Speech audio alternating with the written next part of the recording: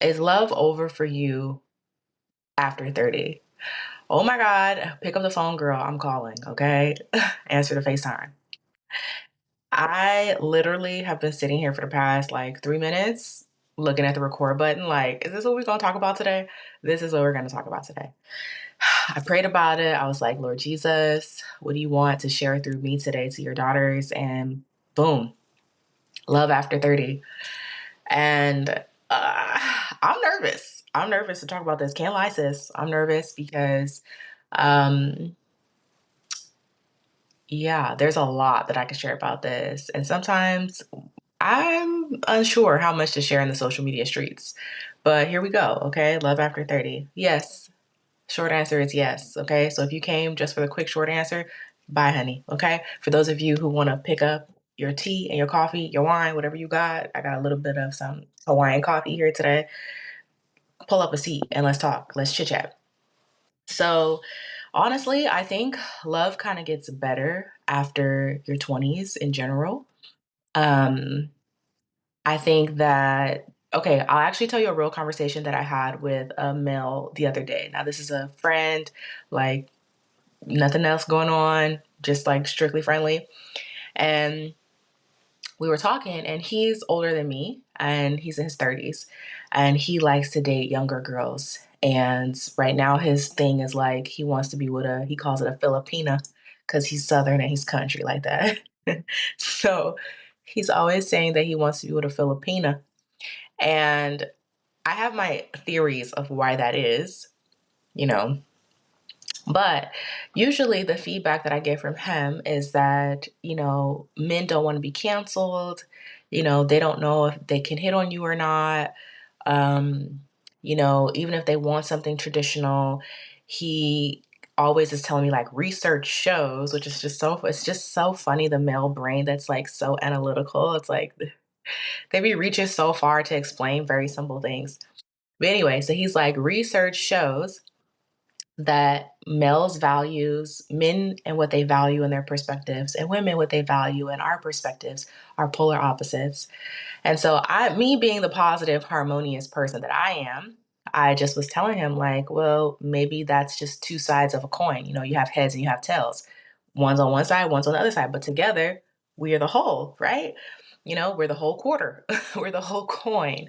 And he's like, yeah, yeah, yeah. He's being all cynical and me being positive, which again shows exactly the dichotomy that he's talking about, right? It's like, okay, buddy, so what? Maybe that's how it's supposed to be. We're not supposed to be exactly alike, you know? But anyway, so the feedback that I'm always hearing from him and other male coworkers who are very single, and I think my female coworkers are, it's probably like 50-50 or 60-40. Like I would probably say maybe close to 50-50, if not 60-40, of people either married or in serious committed relationships and people who are just single. But to the men that I work around, I can only think of one of them that is in a relationship. The rest, unless they're one in a relationship, I can think of two or three that are married. Um, but the three that are married, only one of them is below the age of 40. Everybody else is older than that. I think actually the one guy that's married that's below 30 is actually his 20s still. So drastically from, let's say, 40 and under, two out of maybe six or seven are in something serious, committed. The rest are like real single, not talking to nobody, single. And so I think it's a good example so for them, it would probably be like 20% in committed relationships, 80% not even talking to anybody. And then for the women, it's probably like 50-50. So it's real interesting. It's real interesting. And I think for me, when I'm interacting and I'm hearing their comments, they're always talking about how it's on the decline. Like after she hits 30, literally, this guy was telling me yesterday, oh, the girl that went off to wherever, big town city, and then moves back to her small town and then dates the guy that always liked her in high school, and they get together and got married. He has a whole scenario. He's like, she's got a kid now, and she moves back home because after she's been ran through. And I was like, oh my God. What are you where is this story coming from? This Hallmark movie fairy tale that you have. And he's like, no, no, no. He's like, the reality for women is different than for men. Like, y'all can do something like that. And I'm like, but why would the guy take her back? I was like, obviously she's rocking his world. And he tells me, he's like, no, he fell for her scheme. It's like, okay. Uh, I'm laughing harder than I'm laughing in this video. Like in my mind, I'm belly laughing because it was so funny. But the point of me mentioning all this is just this. I really think for ladies, love after 30 is much richer, much better. You're in a different place in life. If you are really single, you're in this beautiful position where you could date older, you could date younger. And um and so it's kind of a win-win situation for you. When I was in my 20s, I did not date men. I dated men older, but I didn't date men I felt like I wasn't dating men drastically older. But I guess the oldest I dated in my 20s was somebody who was, I want to say, like 5 or 6 years older than me. But again, how they lived their lifestyle was very parallel to mine, if not, sometimes I felt like more juvenile than mine, in terms of like their social life and how they, kicked it, if you will. Um, but they were like old enough where they were like stable and in terms of work and providing a lifestyle for themselves, so all of those things were really great. Now, on the flip side, now that you're over 30, let me get to that part. Okay. Now that you're over 30 or you're watching this and you're younger than 30 and you're single and you're kind of wondering like if it's going to be over for you, it's not, honey. Newsflash, it won't be. And the beautiful thing about here is that you can date older or younger. Um, let's start with younger. And what I love about younger dudes, even if it's a year younger, like I have friends that are getting married to men who are a year or two younger than them, and then there's some who are more adventurous who date, 7, 8, maybe even 10. I knew a girl that dated a guy 12 years younger than her. That felt like a lot, but hey, I don't know. I don't know. So if you are someone who's dating younger, what I love about younger dudes is they're fun. Like, it's okay. Okay. What I like about them is that they're fun. And when they interact with somebody older, I never paid attention to it until I paid attention to it. But I feel like they put their best foot forward because they know that they can't be with the way with you that they would be with other girls their age. So they show up. They show up, period. They show up and they put their best forward to be responsible and to show you that they're a man that can handle you. And so they, I feel like, step into their highest level of maturity. I don't know if that's your experience, but that's my experience. And at the same time, they still have, they're still young and youthful and they're not so locked into, yeah, they're about getting their money like all men are, but they're not so locked into what I'm going to explain to you about dating the older guy when you're in your 30s. They're still having fun. And so there's a big part of that element that's in your relationship. And by fun, I just simply mean that they make time. So they're working, they're making money, they're not probably balling out of control. And they have a little bit more time and they're going to make time for you. And at the same time, because you're older, they're making time and stepping up and putting their best foot forward. So it actually can be a fun, beautiful, loving relationship for the young man there's some young men who are just kind of wired a little bit more mature. There's some younger men who are old souls, if you will. And, to their friends, they might be considered the grandpa, but like for you, it's great because they have a little bit more free time. They're not super crazy busy.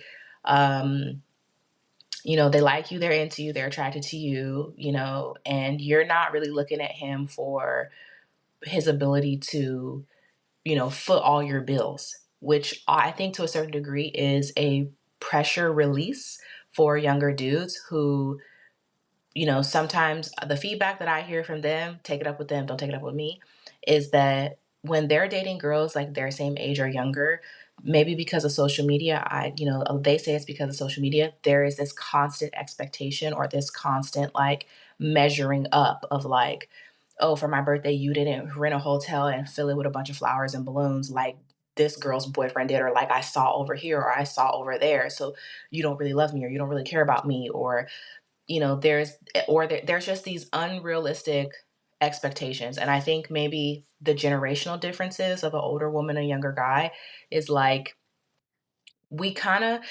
from a similar generation, like we might be borderline the same generation, but we're different, right? And so we also have experienced things.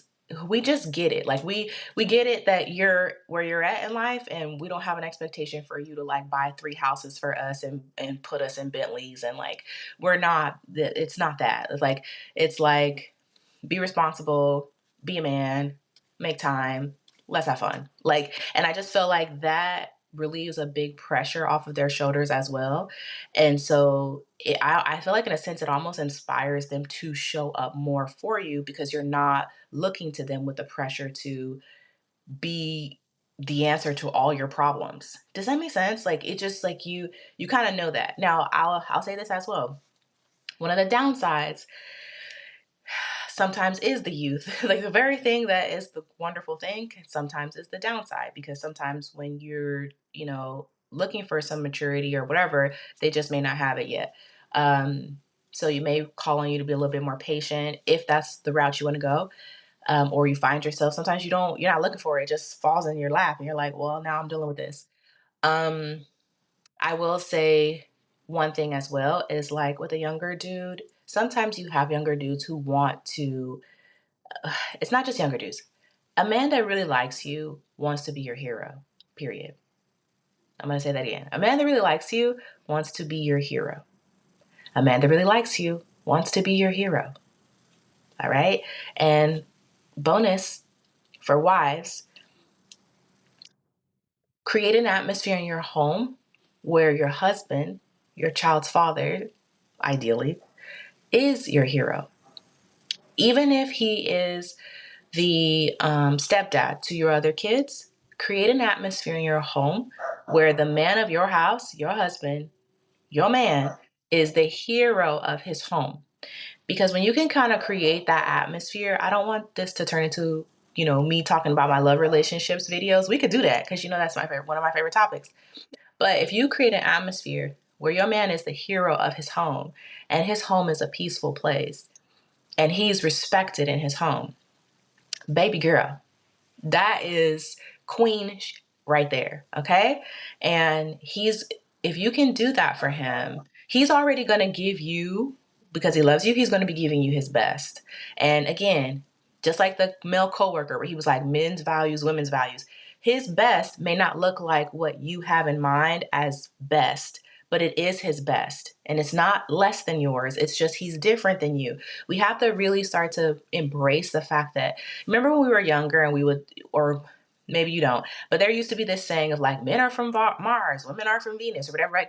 Like when we used to say that, or when people used to say that expression, it was to simply say that we're different. Like we're alike, but different.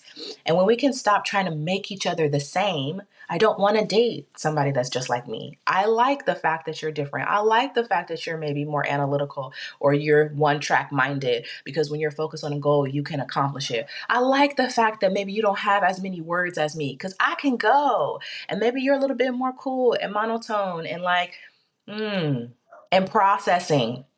One of us needs to slow down and process because I could be moving at the speed of light.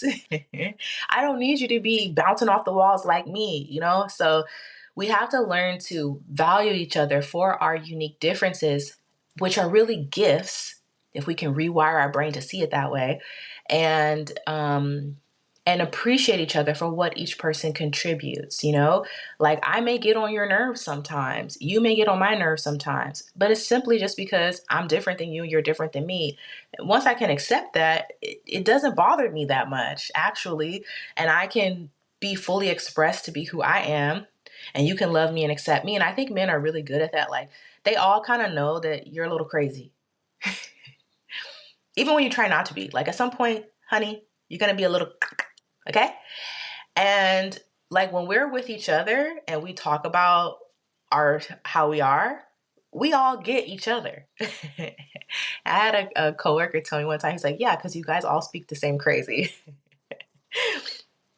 Hey, I don't know if he's wrong.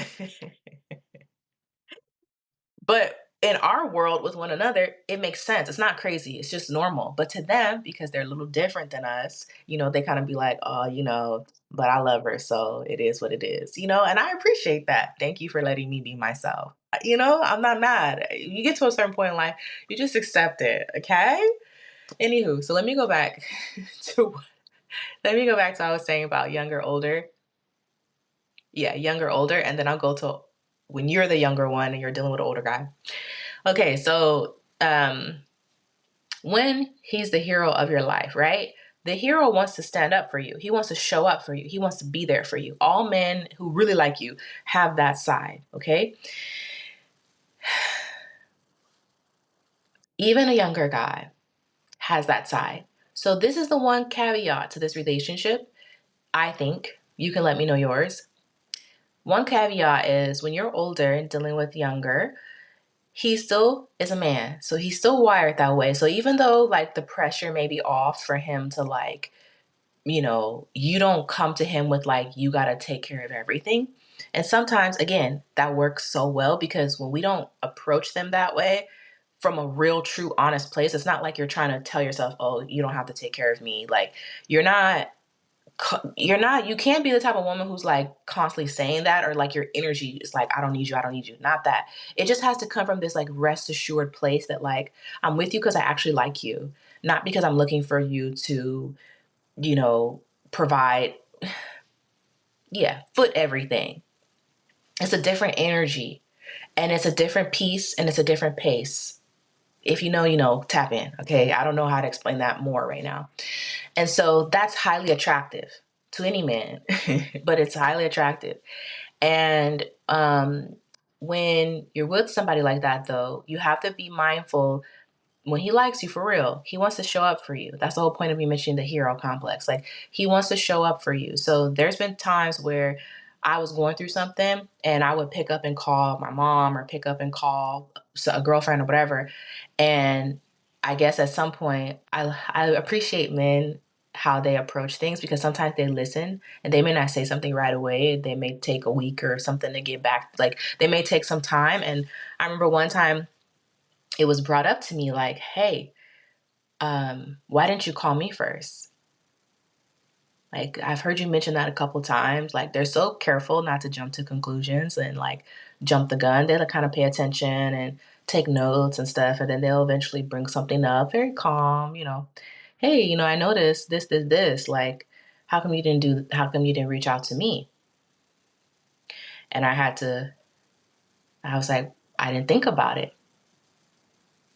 And I don't know why I didn't think about it. I reached out eventually, but not as the first, like my first defender, if you will, my first protector.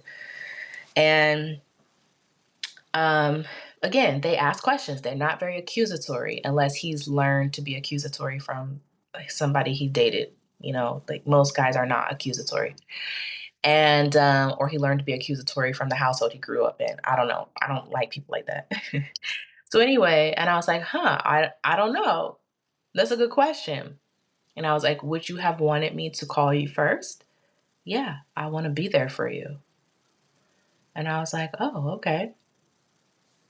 So make a correction, alter, change. Hey, I apologize. I really didn't think about it. And then when I hung up and I thought about it more, I was like, I think if I'm honest, it probably was because he's younger and because I had not looked to him as that kind of protector, provider for me. I hadn't put him in that place in my brain just yet. So I think for women who are dealing with someone like that, that could be your caveat of the relationship. It's like you're not looking at him that way.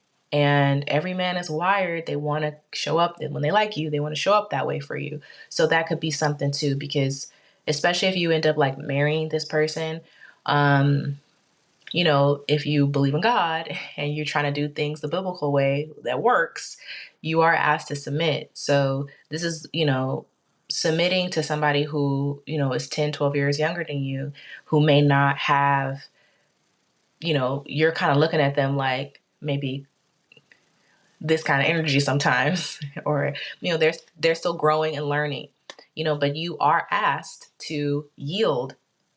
So slow up, survey the room, include him, make him feel like the hero of your home and your house.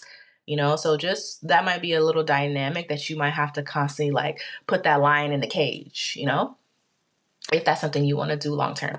Now, on the flip side, let's make the older, younger dynamic real quick. Okay, help me make it quick, Lord. So when you're dealing with an older guy, what I realize is at this age, dealing with older, they're more settled in their career. They're more settled, period. Okay.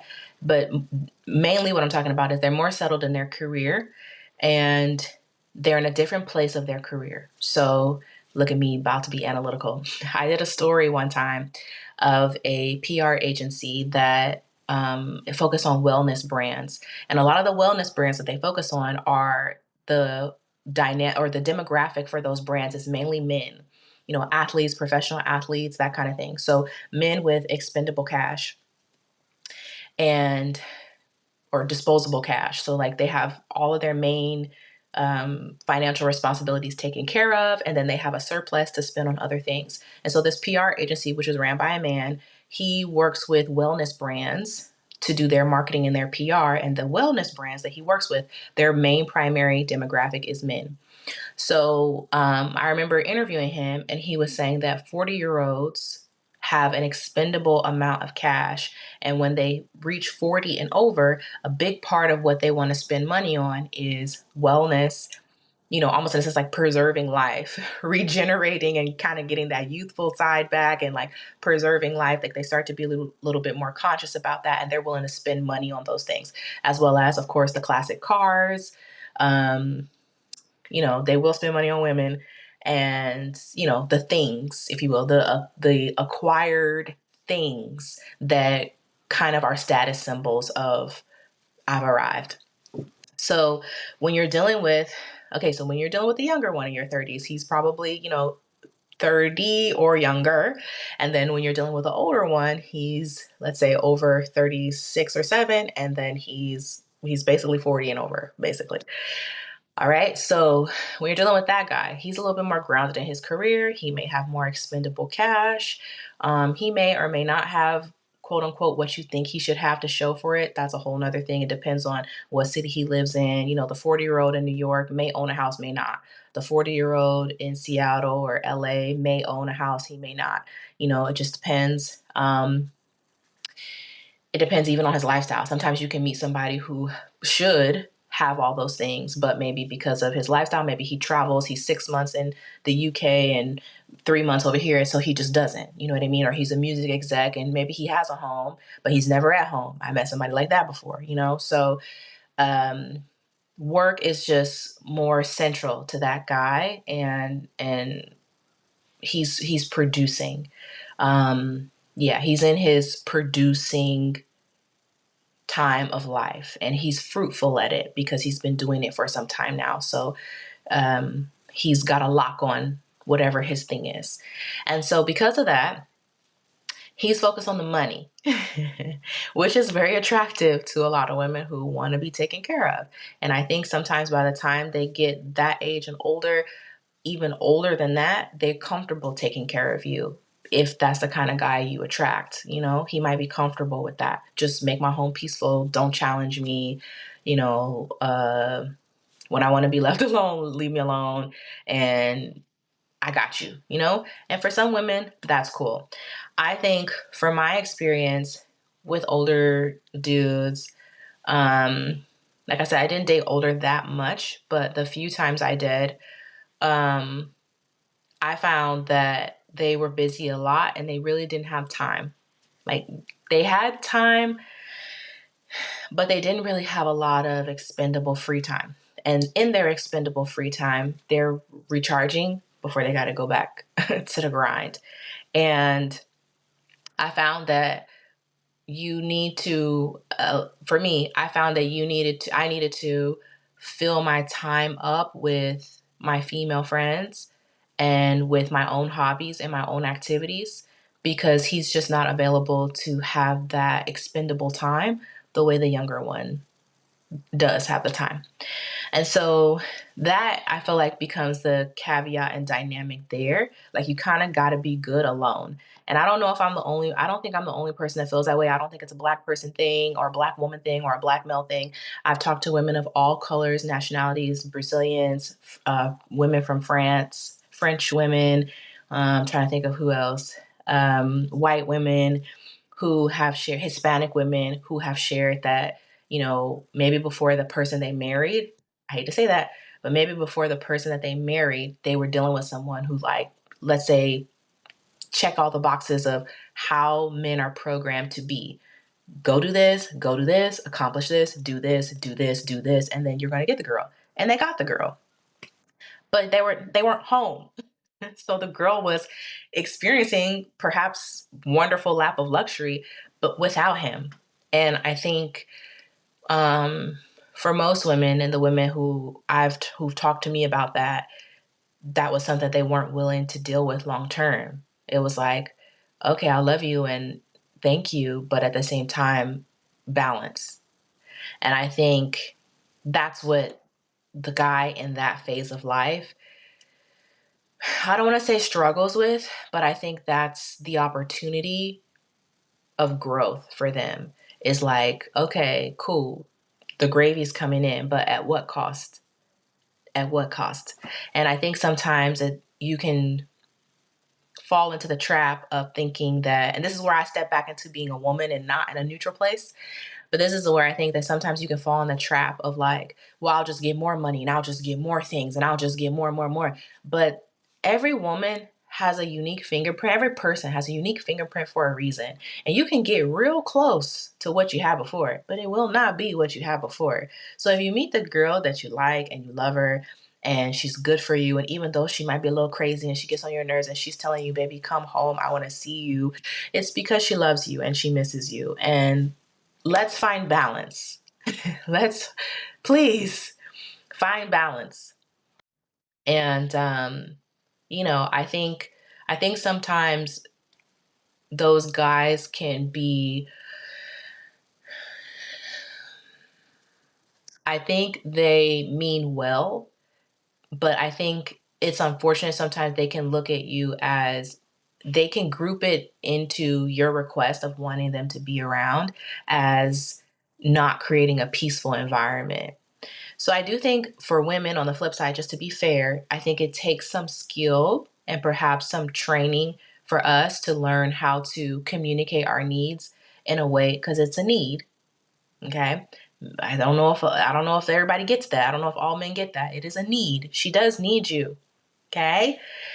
And no, she wants you to work. She likes that you work. It's not like she wants you to sit at home all day. Sometimes guys go the extreme, like, oh, you just want me to be here with you all day. It's like, no, but I do want you to make some time. So I think that's why, like, date night and those kinds of things, if you can put it in your schedule and not alter that, stick to that. I think it's really important. And I think that she can be more flexible with, like, okay, well, he's just not available for these 3 weeks that he's traveling, you know, and I'm here alone for 3 weeks, or I'm filling my life with my friends for 3 weeks, and I can do that. But oh, baby, week 4, yes, like, oh. So I think that's the only thing I find with older dudes um, is just that. It's like work is very central, and they're in their bag of provider mode. And I think that that should be celebrated and should be encouraged. But I think that the caveat is finding the balance.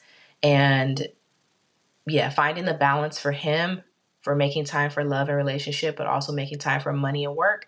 And then I think for her, if you're dealing with that kind of guy, is being strategic. Like, you really need to be in your strategy bag until it becomes like a well primed pump, or like a muscle that is active all the time, where you really learn how to, okay, now is not the time to bring it up to him. this is the time to bring it up to him. And when I bring it up to him, let me create an atmosphere that is just harmonious, honestly, honey. Because like the rah rah and the yapping and take it from somebody who's done it. Well, I'm not a big arguer, but um, I definitely have had my own learning curve of, dealing with a person who was very, very busy and have a large demand because they're a leader and, they're just not available. They're available for work, but they were not that available for me. And I had to be more understanding of that. And it took time, and that's okay. Like, let me give that caveat. Like, and guys as well, like, it's okay. Maybe she needs to learn. Maybe she never dealt with somebody like you before. Like, have grace and have some understanding that, you know, if she's willing and she cares about you, she will learn and she will grow. But like, be workable. You know what I mean? Like, that's the other thing. I did a video before where it was like, why love is challenging for us today is because sometimes we're so easy to be like, oh, you don't have it, next, cut, blah, blah. And we're not willing to walk alongside of people. It's like, damn, when you were kids, what if your parents did that to you? Oh, this idiot. And they just wrote you off. You're a child. You're growing. You're learning. Like, nobody came here equipped perfect. And then even if you did, which you didn't, you're growing also as a person over time. So if you can be understanding and patient with yourself, but that goes back to, how do you even love yourself? Okay. Ooh, this is turning into a multi-series. But how do you even love yourself? Because if I'm very short tempered with me, if I don't have patience with me, if I am hard on me, then that's how I'm going to treat somebody else. And if you struggle with that and you're a Christian, you need to sit with Jesus, because Jesus, so many times, read the Bible, so many times, there were people who were all doing all kind of crazy stuff. And Jesus was like, I don't come to condemn you. I came to show you the love of the Father. I came to show you love. I came to show you love. Love your neighbor. Love, love, love, love, love. Like, Jesus is always, I feel like it's so simple. We just want to make it so complicated. It's like, Christ loves you. He wants you to do better, but it's from a place of love. And Christ doesn't give up on you. Imagine how many times you've dropped the ball with him. A lot. Okay. The scripture tells us, Isaiah 53, that all have been like sheep and all have gone astray. Everybody has done it. Everybody, even the person you feel like is the greatest saint of all saints, even the Pope, everybody has gone astray. Even the nuns, everybody means everybody. And Christ doesn't throw you away until it's too late for you and you throw yourself away. Okay. So if that level of patience can love you, then that should free you up to have greater love and compassion for yourself. And when you can have greater love and patience and compassion for yourself, then you can give it to someone else. And this is why I think sometimes being a parent is one of the greatest teachers for stubborn folks, because being a parent forces you to face yourself. It forces you to face yourself, and it forces the people who have been trying to pad their life a certain type of way to not have to deal with it and cut people off and, oh, I'm protecting my peace and all that stuff. Oh, a child is going to get all in your face and break your peace and break your this and break your that. And you're going to have to deal with the very thing that you've been avoiding with dealing with, which is you. Okay. So anywho, we should have more grace with each other. We should be more workable with each other. That's how people make it 50, 60 years, not because they were so perfect and the perfect fit for each other. They decided to make it work. They decided to stick. They decided to work through things. They forgave. Oh, hallelujah. They forgave. They didn't become so bitter that their ground was so hard and cracky and crunchy. Okay. So that's it. I'm about to wrap up. But if you're over 30, there's love for you. Okay. There's love for you. You just have to know that you're in this beautiful place where you're going to attract kind of everything. Because go girl. And, when you're dealing with younger, I'd explain that. And when you're dealing with older, it can be beautiful as well. But just know that you're dealing with somebody who um, probably has loved before, and there's some scars there, and you can bump up against, like, think of something that is scabbed over that used to hurt, and when you accidentally ding it or something, it's like, ow, it hurts, right? Even though it's healed, it's not bleeding anymore. So you may be dealing with, and you're yourself included, So you may be dealing with somebody who has a scabbed over wounds and he's not bleeding anymore, but there can be things that you do or things that trigger and bump up on that thing again. Okay, so you have to know that. Be gracious with yourself when that happens. Be gracious with him when it happens. Timing is really important with dealing with older men. Timing is really important dealing with all men, but older men, you kind of, that's a skill you need to have a little more locked down. You know, the younger ones, you might have a little more freedom to like. I want you to be your best. I'm not going to give you an excuse. I want you to be your best, no matter what. Um, but just highlighting that like over and over and over for older dude. Um, yeah. And I will tell you straight from a horse's mouth. I've heard this actually from a lot of men, but straight from the horse's mouth, literally yesterday, a man told me, you know, if he's working like that, then isn't that a good thing? Because he has money he can provide. This is how they think. And I was like, yeah, it is important. And that's something to respect. I said at the same time, he needs to learn balance because the very time that he doesn't have, the young guy does. And when your girl's alone all the time, I mean, let's look at there's countless examples. Let's look at Tom Brady and Giselle. Now, I'm not approving Giselle's fornication and adultery or whatever may have happened, allegedly. But she did have a baby with her trainer. Well, the trainer has the time.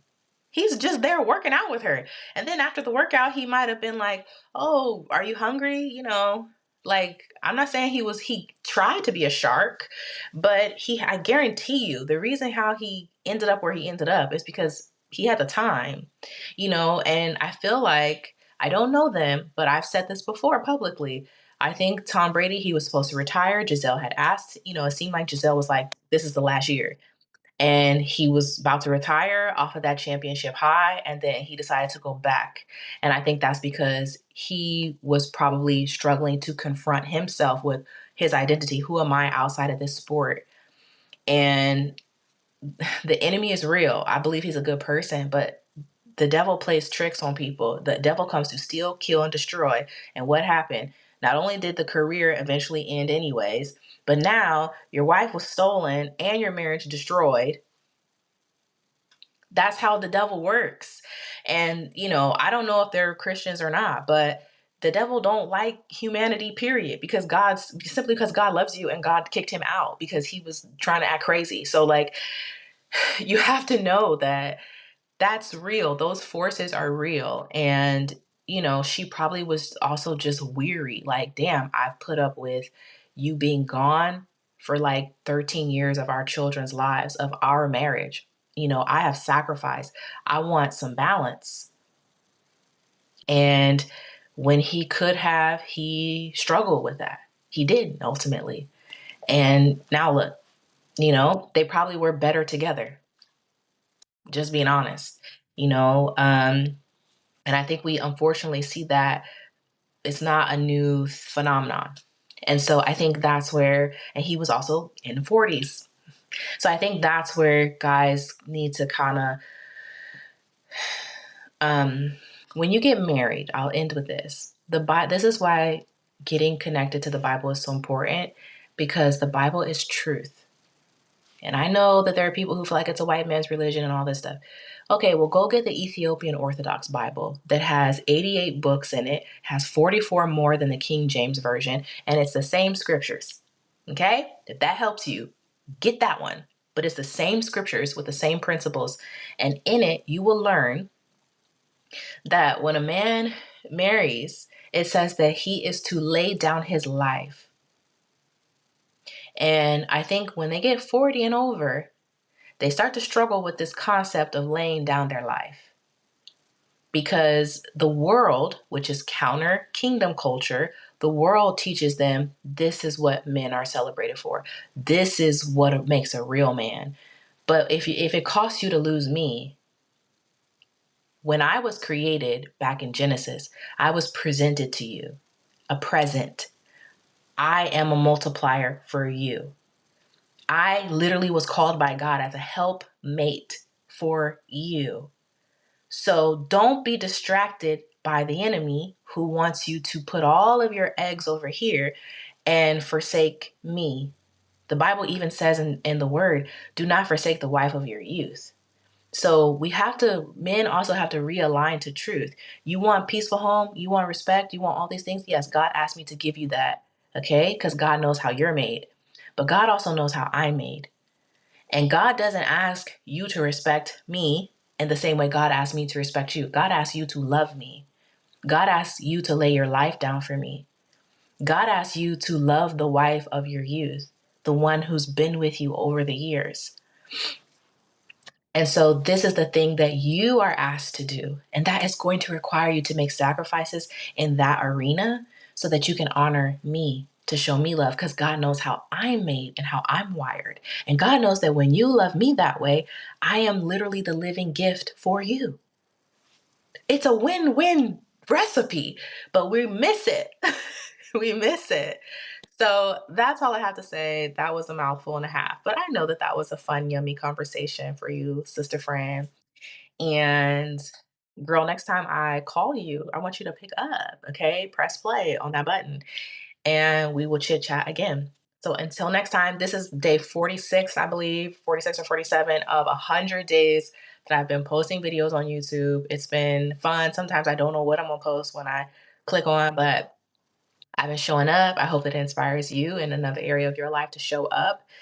And I'm excited for all the things that God is doing in your life and over here in mine. Until next time, Jesus loves you. Ciao.